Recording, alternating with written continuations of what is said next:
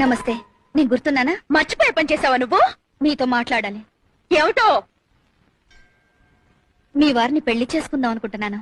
ఓసిని అఘాత్యం కూలా, నీకు నా మొగుడే దొరికాటే, పైగా నా మొగుడిని పెళ్లి చేసుకుంటానని నా దగ్గరే చెప్తావా? నీ గుడ్లు పీకేస్తా, నిన్ను నిలువునా పాటేస్తా. మీరు ఇలా ఆవేశపడ్డంలో అర్థం ఉంది. అర్థమా? అర్థం ఉన్నారా? మీరు కోపం తెచ్చుకోకుండా నేను చెప్పేది వినండి. ఆ తర్వాత మీ ఇష్టం వచ్చినట్టు చేయండి. త్వరగా చెప్పాడు.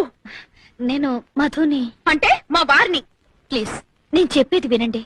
నేను మధుని గాఢంగా ప్రేమించాను. పెళ్లి కూడా చేసుకోవాలనుకుంటున్నాను. అనుకుంటావు. ఎందుకు అనుకో? కాస్త శాంతంగా వినండి. మధుని పెళ్లి చేసుకోకపోతే నేను చచ్చిపోతాను. ఆ పంచాయి తల్లి పేడ బిరగడైపోతుంది. మీరు నన్ను మాట్లాడనివ్వడం లేదు. చెప్పు. డబ్బుందన్న అహంకారంతో కాదు, మధు మీద నా మమకారంతో చెప్తున్నాను. మధుయే కాదు, మీరు పిల్లలు కూడా సుఖంగా ఉండాలి. అందుకని మధుని పెళ్లి చేసుకోవడానికి మీరు అనుమతిస్తే మీకు ₹1,00,00,000 ఇస్తాను.